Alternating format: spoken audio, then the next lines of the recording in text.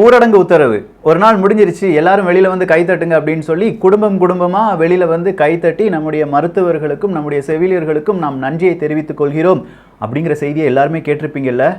அட பாவிகளா, பிறகு எதுக்குடா ஊரடங்கு உத்தரவு? இதுக்கு பின்னால் இருக்கிற சில விதமான பிரச்சனைகள் என்ன? 1929 நம்ம சொன்னோம், பொருளாதார சுணுக்கம், மிகப்பெரிய ஒரு பொருளாதார வீழ்ச்சி அமெரிக்காவில் நடைபெற்றது.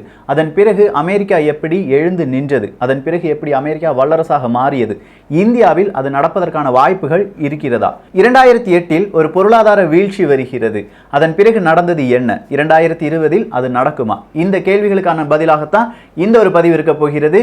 அன்பு தமிழஞ்சங்களுக்கு தமிழ் பொக்கிஷத்தின் வணக்கங்கள்.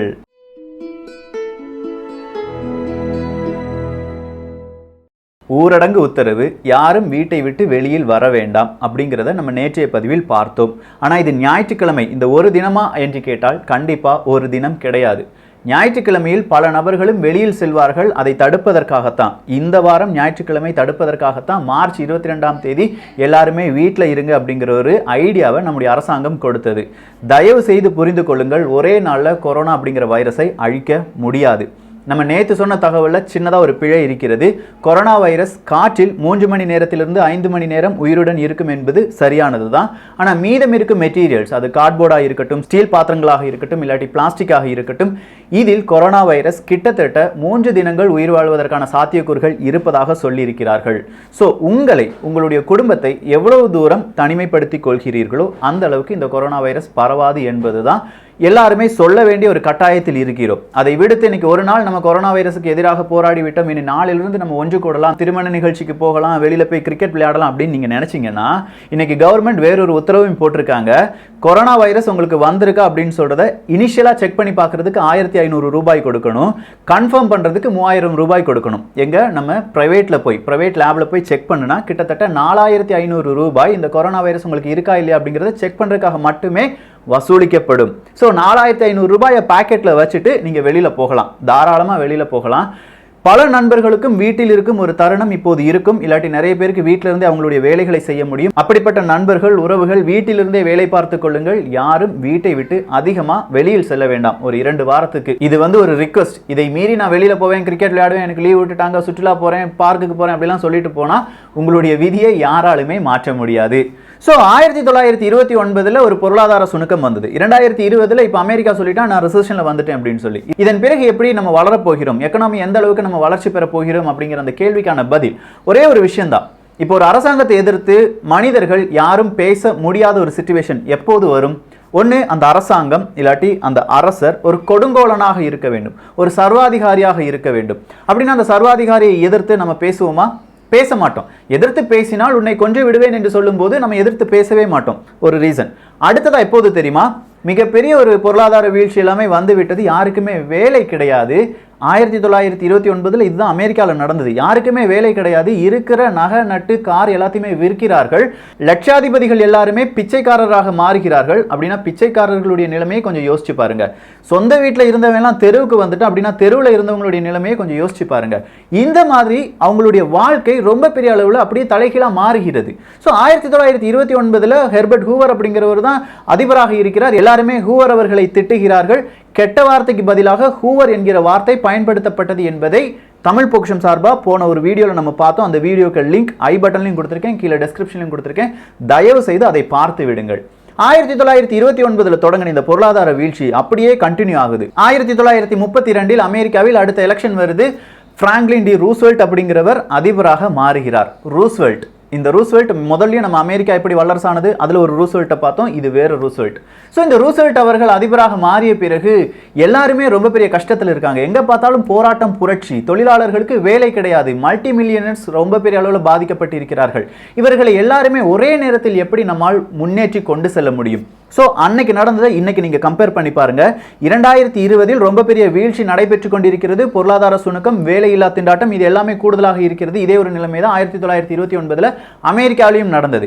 ஸோ ரூஸ்வெல்ட் அவர்கள் ஓகே நம்ம கவர்மெண்ட்ல எல்லாரையுமே இழுத்து போட்டுடலாமா, கவர்மெண்ட் ஜாப் எல்லாருக்குமே கொடுத்துடலாமா அப்படின்னு பார்த்தா கவர்மெண்ட்டை ரன் பண்ண முடியாது, போதுமான பணம் கவர்மெண்ட்ட கிடையாது. தனியார் நிறுவனங்களை இங்கே கொண்டு வந்து மறுபடியும் ஏதாவது வேலை வாய்ப்பை உருவாக்க முடியும் அப்படின்னு கேட்டால் அந்த அளவுக்கான பொருளாதாரம் வளரவும் இல்லை. எந்த ஒரு தனியாரும் அவங்களுடைய பணத்தை முதலீடு செய்ய விரும்பவும் இல்லை. ஸோ இரண்டும் இக்கட்டான ஒரு நிலைமை. இன்னைக்கு அமெரிக்க அரசாங்கம் என்ன சொல்லியிருக்காங்க, ஒவ்வொரு மனிதருக்கும் $1000 அப்படி இல்லைன்னா $2000 செக்கா நம்ம கொடுத்துடலாம். அதாவது பொருளாதாரத்தில் ரொம்பவே பின்தங்கி இருக்கும் மனிதர்களுக்கு. கனடா அரசாங்கமும் அதே சொல்லியிருக்காங்க. இப்போ இந்தியா கூட அதே மாதிரி சொல்வதற்கான வாய்ப்புகள் எல்லாமே இருக்கு. இன்னும் கொஞ்ச நாளுக்கு பிறகுதான் அதெல்லாம் தெரியும். ஸோ இப்படி பணத்தை நேரடியாக மக்களுக்கு கொடுத்து விடலாமா? பணம் அப்படிங்கிறது மக்களிடையே புழக்கத்திற்கு வர வேண்டும். அப்படி இருந்தால் மட்டும்தான் அரசாங்கத்தால் நிலைநிற்க முடியும். இதை போன பதிவில் நம்ம பார்த்துட்டோம், தெளிவாக பார்த்துட்டோம். ஸோ இதன் பிறகு இந்த பணப்புழக்கத்தை அதிகரிக்க வேண்டும் என்றால் வேலை வாய்ப்பை உருவாக்க வேண்டும். ரூஸ்வெல்ட்டுக்கு வேற வழியே தெரியல. நமக்கு நாமே அப்படிங்கிற ஒரு திட்டத்தை கொண்டு வருகிறார். அது என்ன நமக்கு நாமே என்கிற ஒரு திட்டம்? வேற எதுவுமே கிடையாதுங்க. $1000 $2000 ஒரு மனிதனிடம் நேரடியா சும்மா கொண்டு கொடுக்கிறதுக்கு பதிலா அரசாங்கம் ஒரு ஐடியாவை கேட்கும். சாதாரணமாக நம்ம இப்போ கிராமத்தில் இருக்கோம்னு வச்சுக்கோங்களேன், நம்மகிட்ட வந்து கேட்பாங்க, நீ ஏதாவது வேலை செய்கிறியா அப்படின்னு கேட்கும்போது நானே வேலையை உருவாக்க முடியும். இப்போ என் வீட்டு பக்கத்தில் ஒரு குளம் தோண்டுவதற்கான வாய்ப்புகள் இருக்கிறது, அங்கே போய் நான் குளம் தோண்டவா அப்படின்னு கேட்கும்போது ஓகே ஒரு 10 நபர்களை அழைத்துக்கொள், அங்கே குளம் தோண்டு அப்படின்னு சொன்ன உடனே அரசாங்கம் வேற எந்த அனுமதியும் வாங்காம நீ குளம் தோண்டிக்கும் அப்படிங்கிற உத்தரவை தந்துருவாங்க. நம்ம குளம் தோண்டி விடலாம். குளம் தோண்டின பிறகு அதற்கான பணம் நமக்கு கிடைக்கும். ஸோ இப்படி அமெரிக்காவின் சாலைகள், பூங்காக்கள் எல்லாமே புனரமைக்கப்பட்டன. அவங்களுக்கு தேவையான எல்லா விதமான உள்கட்டமைப்புகளும் அங்கு இருக்கும் மனிதர்களாலே செய்யப்பட்டது. அவர்களுக்கு பணம் என்பது கொடுக்கப்பட்டது.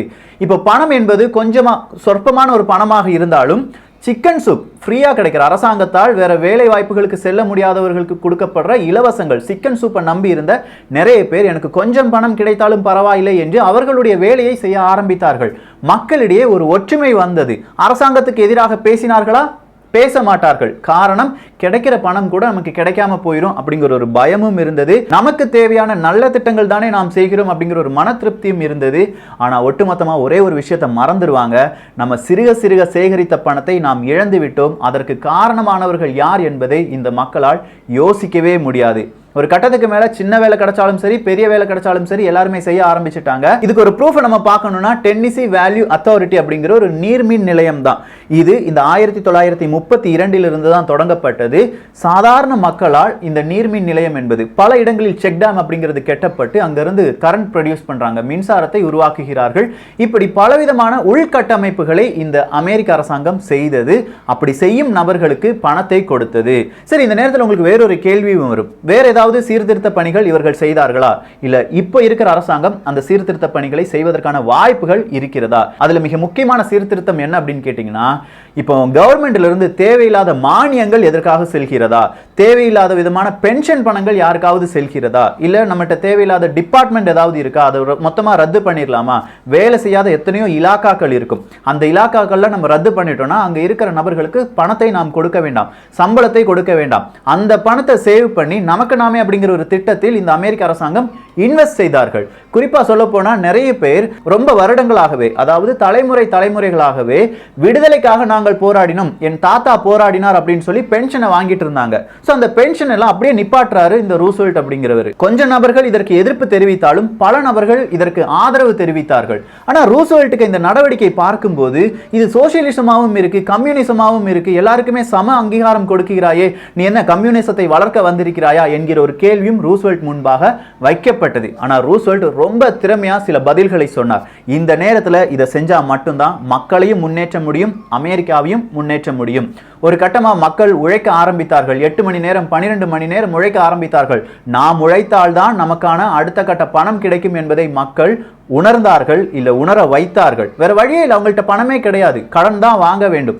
சோ இதற்காக இந்த ரூஸ்வெல்ட் அமைத்த 2 கிளை நிறுவனங்கள் இருந்தது. அதுல முதல் அமைப்பு ஃபெடரல் எமர்ஜென்சி ரிலீஃப் அட்மினிஸ்ட்ரேஷன் என்பதுதான், FERA என்று சொல்வார்கள். இந்த ஃபெடரல் சிஸ்டம்லாம் போன பதிவுல பார்த்தோம்ல, அவங்களுடைய ஒரு அமைப்பு தான் இந்த FERA அமைப்பு. இவங்க தான் பணத்தை அச்சடித்து அமெரிக்காவுக்கு கொடுத்தார்கள். சோ அமெரிக்கா அங்க கடன் பட்டுருச்சு, பொருளாதாரத்தில் சுணுக்கம் வந்துருச்சு, அமெரிக்காவுக்கு பணம் தேவைப்பட்டது, அவர்கள் பணத்தை அச்சடித்து கொடுப்பார்கள். வேறொரு அமைப்பு இருந்தது, ஒர்க் ப்ரோக்ரஸ் அட்மினிஸ்ட்ரேஷன், WPA என்று சொல்வார்கள். இவர்கள் தான் மக்களுக்கான எந்தெந்த வேலை மக்கள் செய்கிறார்கள், அதை கரெக்டா செய்யறாங்களா அப்படிங்கறத கவனிக்கிற ஒரு அமைப்பு. சோ இந்த மாதிரி ஒரு சிச்சுவேஷனை பயன்படுத்தி அரசாங்கத்துக்கு தேவையான பல வேலைகளையும் சாதாரண மக்கள் செய்து கொடுத்தார்கள். இப்போ அரசாங்கத்துக்கு டபுள் பெனிஃபிட் என்ன அப்படின்னா, ஒரு அரசாங்கம் என்றால் ஒரு அரசு அதிகாரி இந்த வேலை செய்யணும்னா அவருக்கு ரொம்ப விதமான சம்பளம் கொடுக்கணும், பென்ஷன் கொடுக்கணும். இது எதுவுமே இல்லாம மக்கள் அந்த வேலையை செய்து கொடுத்தார்கள். மக்கள் போராடினார்களா? கிடையாது. எனக்கு வேலை வாய்ப்பு இல்லைன்னு சொன்னாங்களா? உனக்கு தேவையான வேலை வாய்ப்பை நீயே உருவாக்கிக்கொள் என்று அரசாங்கம் சொன்னது. ஸோ இப்படி எல்லா விதத்திலும் ரூஸ்வெல்ட் அப்படிங்கிறவர் கோலாய்ச்சி நின்னார். அடுத்ததா பங்குச்சந்தை அப்படிங்கிறது அவர் ரொம்ப பெரிய அளவில் வேறு விதமான சில விதமான நடவடிக்கைகளில் முன்னேற்றினார். இது எல்லாம் அமெரிக்காவினுடைய ஒரு வரலாறு. அதே வரலாறு இப்போ ரிப்பீட் ஆக போகுது. 2020 2021 இந்திய அரசாங்கம் என்னென்ன செய்ய போகிறது? இந்த கேள்வியை உங்கள் மனதில் கேட்டுவிட்டு இந்த பதிவை மீண்டும் ஒரு முறை பாருங்கள். அமெரிக்க அரசாங்கம் என்னென்ன செய்ததோ, 1929 என்னென்ன நடந்ததோ அதுவே தான் இப்போது நடக்க வேண்டும். அதை மீறி ஏதாவது நடந்தால், உதாரணத்துக்கு இலவசமா உனக்கு 1000 ரூபாய் தாரேன், 2000 ரூபாய் தாரேன் அப்படின்னு சொல்லி அரசாங்கம் செய்தால் அது வந்து டெம்பரரி சொல்யூஷன் தான். அதன் காரணமாக இந்திய அரசாங்கத்திற்கோ இல்ல அமெரிக்க அரசாங்கத்திற்கோ யாருக்குமே எந்த லாபமும் கிடைக்க போறது கிடையாது. சோ 1929 இருந்து 1933-35 வரை இந்த பிரச்சனை அப்படியே ஓடிட்டே இருக்கு. இதெல்லாம் முடிஞ்சு வரும்போது அடுத்ததா உலகப்போர் வருகிறது. அதை பற்றி வேறொரு பதிவில் பார்க்கலாம். இப்போ உங்களுக்கு வேறொரு டவுட் வரும். 2008 ஒரு ரிசெஷன் வந்தது. அதன் பிறகு என்ன நடந்தது அப்படின்னு கேட்டீங்கன்னா, 2009 H1N1 அப்படிங்கிற ஒரு வைரஸ் உலக அளவில் பரவி கொண்டிருக்கிறது அப்படிங்கிற ஒரு எமர்ஜென்சியை வேர்ல்ட் ஹெல்த் ஆர்கனைசேஷன், இப்போ எப்படி நம்ம கொரோனா வைரஸை பேண்டமிக் அப்படின்னு சொல்றோமோ அதே மாதிரி ஒரு பேண்டமிக்கை அறிவிக்கிறார்கள். அப்படி அறிவிக்கும் போது என்ன சொல்றாங்க? அமெரிக்காவில் இருக்கும் 40% மக்கள் இதனால் பாதிக்கப்படுவார்கள், நிறைய பேர் செத்து போயிடுவாங்க அப்படின்னு சொல்ற ஒரு அலர்ட், ஒரு எமர்ஜென்சி அலர்ட் கொடுக்கப்படுகிறது. எல்லா நாடுகளும் ரொம்ப பெரிய அளவில் பயப்படுகிறார்கள். அப்படி பயப்படும் போது ஒரு 89 பில்லியன் அமெரிக்க டாலர் அளவுக்கான சில விதமான வேக்சின்ஸ் அப்படிங்கறத ப்ரொடியூஸ் பண்றாங்க, மருந்து அப்படிங்கறத கண்டுபிடிக்கிறாங்க. ஏப்ரல் மாதம் H1N1 அப்படிங்கிற ஒரு வைரஸ் வந்ததை கண்டுபிடிக்கிறார்கள். அக்டோபர் மாதம் இதற்கான வேக்சின் தயாராகிவிட்டது. நவம்பர் டிசம்பர் மட்டுமே சுமார் 16 கோடி வேக்சின்ஸ் தயாராக இருந்தது. அதன் பிறகு மருந்து கம்பெனிகள் கூட வேர்ல்ட் ஹெல்த் ஆர்கனைசேஷன் ஒரு மீட்டிங்கை போடுறாங்க. சுமார் 490 கோடி மருந்துகளை நாங்கள் தயாரிக்கிறதுக்காக ரெடி ஆகிவிட்டோம், எங்களுக்கு பணம் இருந்தால் போதும் அப்படின்னு சொல்றாங்க. நிறைய நாடுகள் பணத்தை இன்வெஸ்ட் பண்றாங்க, மருந்து கண்டுபிடிக்கப்படுகிறது. ஆனால் அதன் பிறகுதான் தெரிகிறது இந்த H1N1 அப்படிங்கிறது போதுமான அளவுக்கு பரவவில்லை, யாருக்கும் ரொம்ப பெரிய அளவில் பாதிப்பு கிடையாது. நம்ம வேர்ல்ட் ஹெல்த் ஆர்கனைசேஷன் கேட்டோம்னா ஒரு 12,000 இருந்து 20,000 நபர்கள் இறந்து போனாங்க அப்படின்னு சொல்றாங்க. அமெரிக்கா போய் சிடிசி அப்படிங்கிற அந்த அமைப்பிட்ட போய் கேட்டோம்னா அமெரிக்கர்கள் மட்டும் 12,000 பேர் இறந்தாங்க, கிட்டத்தட்ட 1.5 லட்சத்திலிருந்து 5 லட்சம் நபர்கள் இறந்தார்கள் அப்படின்னு சொல்லி சிடிசி சொல்றாங்க. ஆனா சிடிசி சொன்ன கணக்கு மிகப்பெரிய ஒரு போலி கணக்கு என்பது பிற்காலத்தில் ஐரோப்பிய ஒன்றியத்தால் கண்டுபிடிக்கப்பட்டது. இப்படி தேவையில்லாத ஒரு பயத்தை காண்பித்து வேர்ல்ட் ஹெல்த் ஆர்கனைசேஷன் வழியாக ரொம்ப பெரிய அளவில் மருந்து கம்பெனிகள் லாபம் பார்த்தது என்பது ஒரு வரலாறாக இருந்தது. அந்த வரலாறு 2020 ரிப்பீட் ஆகாது என்கிற ஒரு உறுதியை வேர்ல்ட் ஹெல்த் ஆர்கனைசேஷன் திரும்ப திரும்ப சொல்லிக் கொண்டிருக்கிறார்கள். இந்த ஒரு விஷயத்துல நம்முடைய அரசாங்கமானாலும் சரி, இதை பார்க்கும் நபர்களானாலும் சரி, நீங்க கண்டிப்பா தேடி பார்க்கலாம். 2009 நடந்த பேண்டமிக் ஒரு ஃபேக்கா என்பதை சர்ச் பண்ணி பாருங்க, உங்களுக்கே பலவிதமான உண்மைகள் தெரிய வரும். அது ஃபேக் கிடையாது, அது உண்மைதான் அப்படின்னு சொல்லி வாதாடுற நிறைய சைட்டுகள் இருந்தாலும் அது ஃபேக் அப்படிங்கறத ப்ரூவ் பண்ண வேறு சில இணையதளங்களும் உங்களால் பார்க்க முடியும். ஸோ 2008 ஒரு ரிசெஷன் வந்தது, பொருளாதார வீழ்ச்சி வந்தது. 2009 கொஞ்சமா அந்த பொருளாதார வீழ்ச்சியிலிருந்து எல்லாருமே மேலெழும்பி வந்து விட்டார்களா என்று கேட்டால் சாதாரண மக்களுக்கு அவ்வளோ பெரிய வளர்ச்சி வரவில்லை. ஆனால் உலகத்தில் இருக்கும் பணக்காரர்களுடைய எண்ணிக்கை அபரிவிதமாக கூடியது. அவர்களுடைய பணம் 50% கூடியது என்று சொல்லலாம். குறிப்பா நம்ம சொல்ல போனா இந்த உலகத்தின் மொத்த பணத்தில் 8% பணம் அமெரிக்கர்களிடம் இருந்தது, அமெரிக்க பணக்காரர்களிடம் இருந்தது. ஸோ இந்த 8% பணம் அமெரிக்க பணக்காரர்களிடம் இருந்தது என்கிற ஒரு செய்தியை கேட்கும்போது அமெரிக்கால எல்லாருமே பணக்காரர்களா என்று அந்த ஒரு கேள்வி நம் மனதில் வரும். ஆனால் உண்மையில் அந்த நேரத்தில் அமெரிக்காவினுடைய பணக்காரர்களுடைய எண்ணிக்கை எவ்வளவு தெரியுமா? அவர்களுடைய சதவீதம் எவ்வளவு தெரியுமா?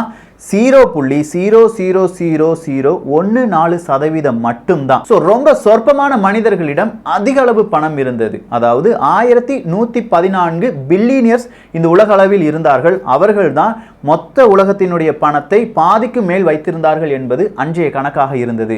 2008 ஒரு ரிசெஷன் நடந்தது. 2009 அவர்களுடைய வருமானம் 50% அதிகரிக்கிறது. பாதிக்கப்பட போவது பெரிய பெரிய மல்டி மில்லியனர்ஸ் கிடையாது, சாதாரண மக்கள் என்பதை நாம் இதன் வழியாகவே புரிந்து கொள்ளலாம். சோ இதெல்லாம் ஓவர் கம் பண்றது எப்படி என்கிற ஒரு கேள்விக்கான பதில் ஈஸி தாங்க. நம்ம சொன்ன மாதிரி நமக்கு நாமே என்கிற ஒரு திட்டம் தான்.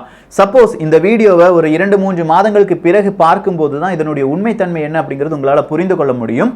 ஒரு பொருளாதார வீழ்ச்சி வந்துவிட்டது, யாருக்குமே வேலை இல்லை அப்படிங்கிற ஒரு சிச்சுவேஷன் வரும்போது அரசாங்கத்தை நம்பியோ இல்லாட்டி தனியார் நிறுவனங்களை நம்பியோ நம்மால் எதுவுமே செய்ய முடியாது. அப்படி செய்ய வேண்டும் என்றால் நாமும் அரசாங்கமும் கடன் மேல கடன் வாங்க வேண்டியதாக இருக்கும்.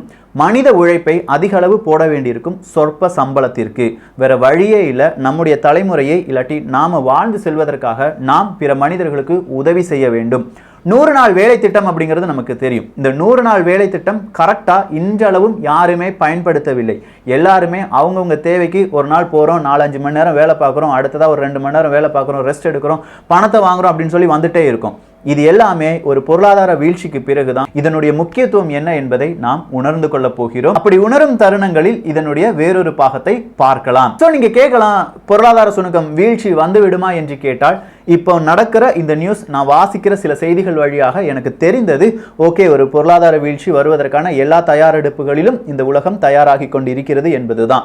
ஸோ இது வராமல் இருந்தால் நான் சொல்றது ஃபேக், ஓகே, பொய்யான ஒரு செய்தி, நான் பொய்யான செய்தியை பரப்பி விடுகிறேன் அப்படின்னு சொல்லி நீங்க என்னை உதறி தள்ளிடலாம்.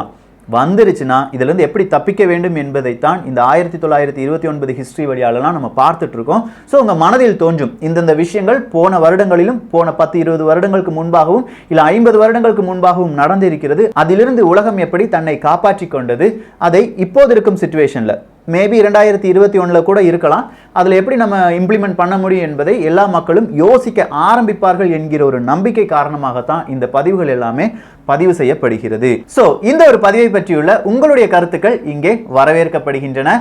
மறுபடியும் ஒரே ஒரு எச்சரிக்கை தான், இந்த கொரோனா வைரஸ் வீட்டில் இருக்கிறவங்க தயவு செய்து எவ்வளோ முடியுமோ அவ்வளோ தூரம் நீங்கள் வீட்டிலேயே இருந்துக்கோங்க. தேவையில்லாமல் யாரும் வெளியில் செல்ல வேண்டாம். கைத்தட்டி குடும்பத்துடன் சேர்ந்து இல்லை உறவுகளுடன் சேர்ந்து நம்ம நன்றியை தெரிவிப்பதை விட்டு வீட்டிலிருந்து அவர்களுக்கான நன்றியும் அவர்களுக்கான பிரார்த்தனையும் செய்யலாம். இப்போதைக்கு இது செஞ்சாலே போதும். ஒரு 1-2 வாரங்களுக்கு நம்மை பிற மனிதர்களிடமிருந்து அப்படியே தனிமைப்படுத்துவது எல்லாருக்குமே, குறிப்பாக இந்தியாவுக்கும் இந்திய பொருளாதாரத்திற்கும் ரொம்ப பெரிய நன்மையாக இருக்கும் என்பது என்னுடைய ஒரு சின்ன ரிக்வெஸ்டாக இருக்குது. தயவு செஞ்சு அதை ஃபாலோ பண்ணலாமா வேண்டாமா என்பதை நீங்களே கொஞ்சம் யோசித்து உங்களுடைய கருத்துக்களை பதிவு செய்யலாம். எல்லோரும் தமிழ் பக்ஷத்தில் இணைந்திருங்கள். தமிழ் பக்ஷம் சேனலை சப்ஸ்கிரைப் செய்யாத தோழர்கள் தோழிகள் தயவு செஞ்சு சப்ஸ்கிரைப் பண்ணிக்கோங்க. நல்லதை பகிர்ந்து நல்ல சமுதாயத்தை உருவாக்குவோம். நன்றி, வணக்கம்.